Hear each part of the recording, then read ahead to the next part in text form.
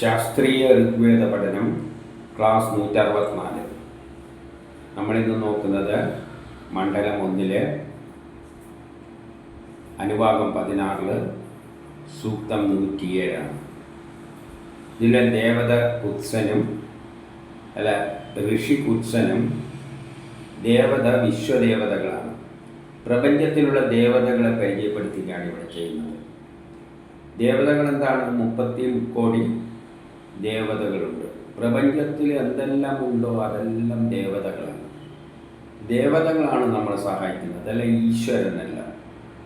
ഈശ്വരൻ ഏകനാണ്, അതിന് രൂപവും ഭാവമൊന്നുമില്ല. അത് നമ്മളെ കാര്യത്തിലൊന്നും തലയിടുന്നില്ല. അതുകൊണ്ട് ഈശ്വരനെ ആരാധിച്ചിട്ട് കാര്യമൊന്നുമില്ല. പക്ഷെ ദേവതകളാണ് നമ്മളെ സഹായിക്കുന്നത്. ഉദാഹരണമായിട്ട് കല്ല് ദേവതയാണ്. ഒരു പട്ടി വരുമ്പോൾ കല്ലെടുത്ത് എറിഞ്ഞാൽ മതി. ജലം ദേവതയാണ്. ബോധം കെടുമ്പോൾ എടുത്ത് കുറച്ച് മുഖത്ത് തളിച്ചു കൊടുത്താൽ മതി. ഭക്ഷണം ദേവതയാണ്. വിശക്കുമ്പോൾ ഭക്ഷണം എടുത്ത് കഴിച്ചാൽ മതി. മരുന്ന് ദേവതയാണ്. രോഗം വരുമ്പോൾ മരുന്ന് ഉപയോഗിച്ചാൽ മതി. പുസ്തകം ദേവതയാണ്. കുട്ടികളെല്ലാം പുസ്തകം അതുകൊണ്ടാണ് പൂജിക്കുന്നത്. വർഷത്തിലൊരിക്കൽ പുസ്തകം പൂജിക്കുക അതിൻ്റെ മഹത്വം ഒന്ന് എടുത്തു പറയാൻ വേണ്ടിയിട്ടാണ് അതിൻ്റെ അർത്ഥമുള്ളൂ. ആയുധം പൂജിക്കുന്നുണ്ട്, അവരവർ ചെയ്യുന്ന ആയുധങ്ങൾ. കാരണം അവനെ രക്ഷിക്കുന്നത് അത് മാത്രമാണ്, അല്ലാതെ ദേവതകളല്ലാതെ വേറെ തരത്തിലൊന്നുമല്ല രക്ഷിക്കുന്നത്. അതുകൊണ്ട് ഉപയോഗിച്ചിട്ടാണ് നമ്മുടെ ജീവിതം മുന്നോട്ടേക്ക് കൊണ്ടുപോകുന്നത്. ഉദാഹരണമായിട്ട് വെള്ളം വരുമ്പോൾ, വെള്ളത്തിൻ്റെ ആവശ്യം ദാഹം വരുമ്പോൾ വെള്ളം എടുത്ത് കുടിക്കണം. ശരീരം വൃത്തിയോടെയാണെങ്കിൽ വെള്ളം കൊണ്ട് കഴുകി വൃത്തിയാക്കാം.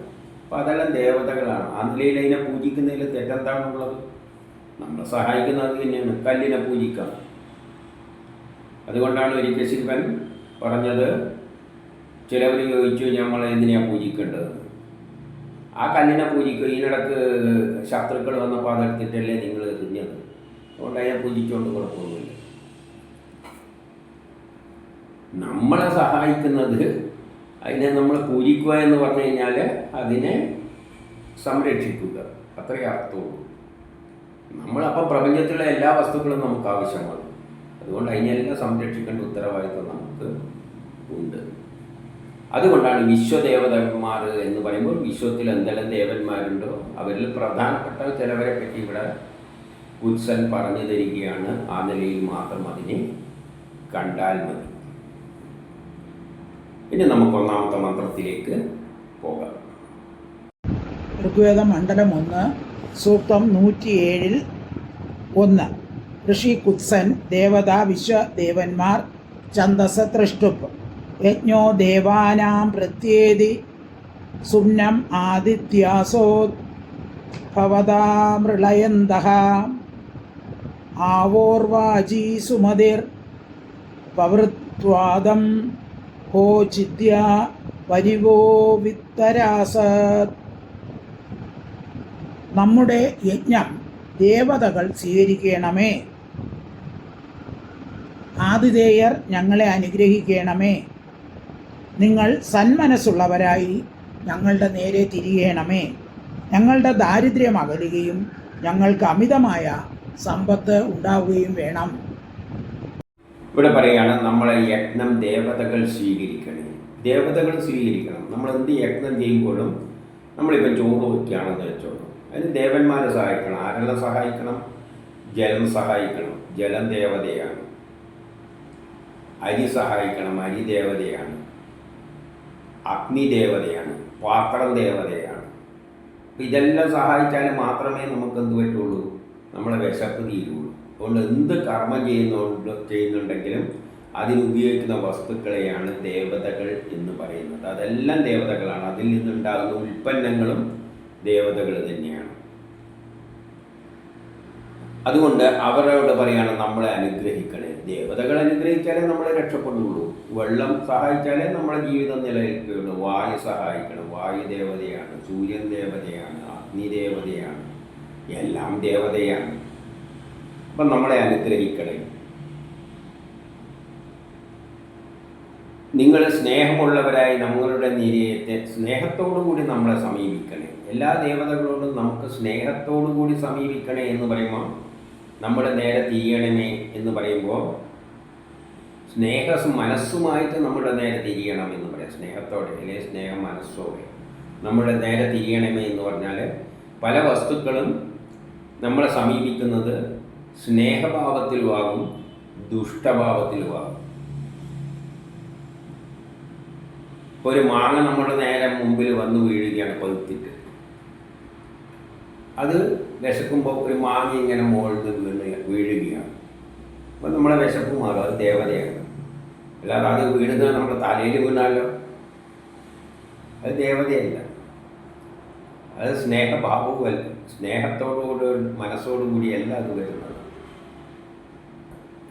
മാങ്ങ തന്നെ വിശക്കുന്നുണ്ട്, കിട്ടിയാൽ കൊള്ളാം, പക്ഷെ നല്ല തലയിലാണോ വീണെങ്കിൽ. അപ്പം സ്നേഹം മനസ്സോടുകൂടി വരുമ്പോഴല്ലേ നമ്മൾ എന്തുണ്ടാവും, നമുക്ക് ഉപയോഗിക്കാൻ പറ്റുള്ളൂ. നമ്മുടെ ദാരിദ്ര്യം അകലണേ, എല്ലാം നമ്മൾ പ്രധാനപ്പെട്ട എന്താണ്, നമ്മളെ കഷ്ടപ്പാട് ദുരിതം എല്ലാം അറിയണം. പുതിയ പുതിയ വസ്തുക്കൾ മാറണേ. പുതിയ പുതിയ വസ്തുക്കളെല്ലാം വരുമ്പോൾ നമ്മളത് വിറ്റിട്ട് പണം നേടും. അപ്പം ദാരിദ്ര്യം തീരും. കൃഷി നല്ലവണ്ണം കൃഷി ഉണ്ടാവുകയാണെങ്കിൽ നമ്മുടെ ദാരിദ്ര്യം തീരും. അപ്പം ഈ കൃഷിയിൽ വരുന്ന നെല്ല് ഇതെല്ലാം ദേവതകൾ തന്നെയാണ്. നമുക്ക് ആവശ്യത്തിനുള്ള ധനം, അമിതമായ ധനം നേടിത്തരണേ എന്ന് പറയുകയാണ്. നമുക്ക് കണ്ടമാനം ധനം സുഭിക്ഷത ഉണ്ടാക്കിത്തരണേ. അപ്പം നമുക്ക് കിട്ടുന്ന വസ്തുക്കളെല്ലാം ദേവതയാണ്. സുഭിക്ഷമായിട്ട് കിട്ടണേ ദേവതകളോട് പറയുകയാണ്. സുഭിക്ഷമായ അരി വേണം, സുഭിക്ഷമായ പലഹാരങ്ങൾ വേണം, സുഭിക്ഷമായിട്ട് ധനം വേണം, സുഭിക്ഷമായിട്ട് നമുക്ക് ഇഷ്ടമായ ജ്ഞാനം നമുക്ക് ഉൾക്കൊള്ളാൻ പറ്റണം, പുസ്തകങ്ങൾ വേണം, മൊബൈൽ വേണം. ഒന്ന് രണ്ട് മൊബൈൽ ഇരുന്നോട്ട്, ഒരു 4-5 കാർ ഇരുന്നോട്ട്, പൈസ അതിനെ പെട്രോൾ അടിക്കാനുള്ള പൈസയും ഉണ്ടാകണം, പെട്രോളും കിട്ടണം. അങ്ങനെ സുഭിക്ഷമായി കഴിഞ്ഞാൽ എന്താണ്, ഓരോ നേരം രാവിലെ പോകുമ്പോൾ ഒരു കാർ എടുക്കാം, ഉച്ചക്ക് പോകുമ്പോൾ ഒരു കാർ എടുക്കാം, എല്ലാം സുഭിക്ഷമായിട്ട് ഇരുന്നോട്ടെ. നാടിൻ്റെ ഐശ്വര്യമാണ് ഇവിടെ ഉദ്ദേശിക്കുന്നത്. അല്ലാതെ ഓരോരുത്തരും ആവശ്യത്തിൽ കൂടുതൽ കിട്ടിയിട്ട് എന്താണ് കാര്യം? അതിൻ്റെ ആവശ്യമൊന്നുമില്ല. ഇവിടെ സുഭിക്ഷത എന്ന് പറയുമ്പോൾ ഞങ്ങൾക്ക് എന്ന പ്രയോഗമാണ് ഉപയോഗിച്ചിരിക്കുന്നത്. നിങ്ങൾക്ക് എല്ലാവർക്കും സുഭിക്ഷമാണ്. ഒരു നാട്ടിൽ കണ്ടമാനം കാർ പ്രൊഡ്യൂസ് ചെയ്ത് കഴിഞ്ഞാൽ നല്ലതന്നെ. ആവശ്യത്തിൽ കൂടുതൽ വീടുകൾ കെട്ടിയിടുകയാണ് ഒരു നാട്ടിൽ. ഒരു ദേശത്ത് ആവശ്യത്തിൽ കൂടുതൽ കെട്ടിടങ്ങൾ ഉണ്ടായാൽ എന്താണ് നഷ്ടം? നല്ല തന്നെയാണ്. ഓരോർക്ക് ഈ 2 വെച്ചിട്ടുള്ള കെട്ടിടങ്ങളുണ്ട് എന്ന് വെച്ചോളൂ. ഇപ്പോൾ എന്തെങ്കിലും കാരണം വന്നിട്ട് വെള്ളപ്പൊക്കമെല്ലാം വന്നിട്ട് വീട് നശിച്ചു പോവുകയാണെങ്കിൽ ഇവിടുന്ന് കൊണ്ടേക്ക് അവിടെ താമസിപ്പിക്കാം. അപ്പോൾ അതിന് നഷ്ടമൊന്നുമല്ല. അപ്പം ആ അർത്ഥത്തിലാണ് ഇവിടെ പറയുന്നത് നമുക്ക് സുഭിക്ഷത ഉണ്ടാകണമെന്ന്. അതായത് നമ്മുടെ ലോകത്തിന് സുഭിക്ഷത കണ്ടമാനം പ്രൊഡ്യൂസ് ചെയ്യണം. അല്ലാതെ ഒരാൾക്ക് ആവശ്യം കൂടുതൽ കിട്ടിയിട്ട് കാര്യമൊന്നുമില്ല. അപ്പോൾ അർത്ഥത്തിന് വ്യത്യാസമുണ്ട്. എനിക്ക് എന്നല്ല പറഞ്ഞിരിക്കുന്നത്, ഞങ്ങൾക്ക്. ഇനി 2ലേക്ക് പോകാം. ഋഗ്വേദ മണ്ഡലം 1 സൂക്തം 107-2. ഉപനോ ദേവ അവസാ ഗമന്ത്വ അങ്കിരസാം സാമഭിസ്തൂയമാന ഇന്ദ്ര ഇന്ദ്രിയൈർമരുതോ മരുദ്ഭിർ ആദിത്യർനോ അതിഥി ശർമ്മയംസ. അങ്കിരസുകളാൽ പാടപ്പെട്ട സ്തുതികളാൽ ദേവഗണം നമ്മുടെ രക്ഷയ്ക്കായി ആകണമേ. ശക്തിയോടുകൂടി ഇന്ദ്രനും വായുക്കളോടുകൂടി മരുത്തുക്കളും ആദിത്യന്മാരോടുകൂടി അതിഥിയും നമുക്ക് ആശ്രയം പ്രദാനം ചെയ്യണമേ. അങ്കീരസ്സുകളാൽ പാടപ്പെട്ട സ്തുതികളാൽ ദേവഗണം നമ്മുടെ രക്ഷകരായി തീരണേ. അങ്കീരസ്സുകൾ എന്ന് പറഞ്ഞാൽ പ്രപഞ്ചത്തിൽ ആദ്യമുണ്ടായ വസ്തുക്കൾക്കാണ്, ആദ്യമുണ്ടായ സൂക്ഷ്മ കണങ്ങൾക്കാണ് അങ്കീരസ്സുകൾ എന്ന് പറയുന്നത്. അതാണ് ഈ പ്രപഞ്ചത്തിലുള്ള എല്ലാ വസ്തുക്കളുമായിട്ട് മാറിയത്. അതാണ് ഇലക്ട്രോണും പ്രോട്ടോണുമായി മാറിയത്. അതാണ് ആറ്റങ്ങളായി മാറിയത്. ആറ്റങ്ങൾ കൂടിയിട്ടാണ് ഈ പ്രപഞ്ചത്തിലുള്ള എല്ലാ വസ്തുക്കളും ഉണ്ടായത്. അതെന്തിലൂടെയാണ്? സയൻസിൻ്റെ അടിസ്ഥാനത്തിലാണ്. അപ്പോൾ അങ്കീരസ്സുകളാൽ ചെയ്യപ്പെടപ്പെട്ട സ്തുതികളാൽ, അപ്പം അങ്കീരസ്സുകൾ ആദ്യമുണ്ടായ കണങ്ങൾ സയൻസിൻ്റെ അടിസ്ഥാനത്തിൽ ഇലക്ട്രോണും പ്രോട്ടോണും എല്ലാം കൂടിച്ചേർന്നിട്ടാണ് ഈ പ്രപഞ്ചത്തിലുള്ള എല്ലാമായി മാറിയത്. അതുകൊണ്ട് അംഗീരസുകളാൽ പാടപ്പെട്ട സ്തുതികൾ, വേദമന്ത്രങ്ങൾ, ശാസ്ത്രതത്വങ്ങൾ, സയൻസ്, കെമിസ്ട്രി, ഇതെല്ലാണ് സ്തുതികൾ. അതിലൂടെയാണ് അങ്ങനെയുണ്ടായ ദേവഗണങ്ങളെല്ലാം നമുക്ക് ആഗതമായത്, നമ്മുടെ രക്ഷക്കായിട്ടുണ്ടായത്. പ്രപഞ്ചത്തിൽ എന്തെല്ലാം ഉണ്ടായിട്ടുണ്ടോ, നമുക്ക് മരുന്നുകളുണ്ട് രക്ഷക്ക്, കൊടുവാളുണ്ട്, രക്ഷക്കായിട്ട് പല ഉപകരണങ്ങളുണ്ട്. അതെല്ലാം എന്തിലുണ്ടായതാണ്? ആറ്റത്തിലുണ്ടായതാണ്. ആറ്റം ഏതിൽ നിന്നുണ്ടായതാണ്? കണങ്ങളിൽ നിന്നാണ്. കണങ്ങളിലെ ഏറ്റവും ആദ്യം ഉണ്ടായ സൂക്ഷ്മകണങ്ങൾക്കാണ് അംഗീരസുകൾ എന്ന് പറയുന്നത്. അംഗീരസുകൾ അപ്പം സ്തുതികളുടെ അടിസ്ഥാനത്തിൽ, പുതിയ പുതിയ ശാസ്ത്ര തത്വത്തിൻ്റെ അടിസ്ഥാനത്തിലാണ് ഈ ദേവതകളെല്ലാമായിട്ട് മാറിയിട്ട് നമ്മളെ രക്ഷിക്കുന്നത്. അപ്പം ശക്തിയോടുകൂടി ഇന്ദ്രൻ വന്ന് നമ്മളെ സഹായിക്കുന്നു. ബലവാനായിട്ട് ഇന്ദ്രനുണ്ട്. നമ്മൾ എന്ത് കർമ്മം ചെയ്യുമ്പോൾ അതിനെ പൂർത്തീകരിക്കുന്ന ഇന്ദ്രനുണ്ട്. വായുക്കളോട് കൂടി മരുത്തുക്കൾ വളരെ ശക്തിയിലാണ് സഞ്ചരിക്കുന്നത്. 49 മരുത്തുക്കൾ കൂടിയതാണ് ഈ പ്രപഞ്ചം. അത് വളരെ ശക്തിയിൽ അടിക്കുമ്പോൾ കാറ്റുകൾ എന്താവും? ആകാശത്തിലെ വായുവെല്ലാം ചലിക്കാൻ തുടങ്ങും. അപ്പം അന്തരീക്ഷത്തിലെ വായുവിൻ്റെ ചലനം ഏതുമായിട്ട് ബന്ധപ്പെട്ട് കിടക്കുന്നു? മരുത്തുക്കളുമായിട്ട് ബന്ധപ്പെട്ട് കിടക്കുന്നു.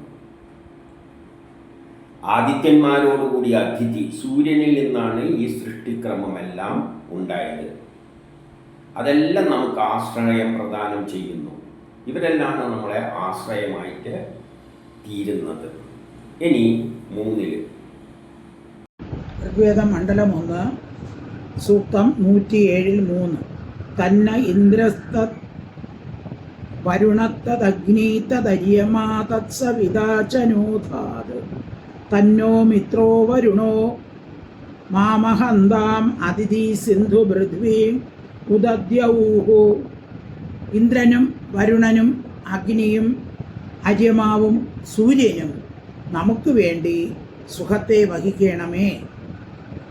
മിത്രനും വരുണനും അതിഥിയും സമുദ്രവും ആകാശവും പൃഥ്വിയും നമ്മുടെ പ്രാർത്ഥനകളെ അനുമോദിക്കണമേ.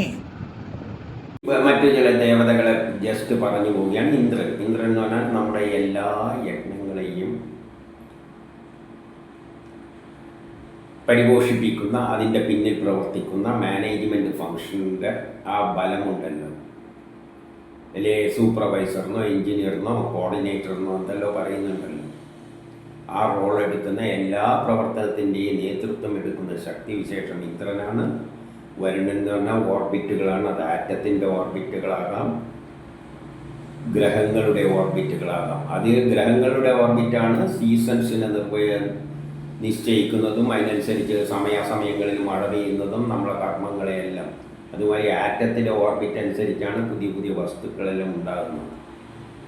ഇങ്ങനെ ആര്യമാവ് എന്ന് പറഞ്ഞാൽ സൂര്യനുമായിട്ടെല്ലാം ബന്ധപ്പെട്ട തന്നെയാണ്. സൂര്യന് നമുക്ക് വേണ്ട സുഖത്തെ വഹിക്കുന്നവരാണ്. ഇവരെല്ലാം നമുക്ക് സുഖം നൽകുന്ന ദേവതകൾ.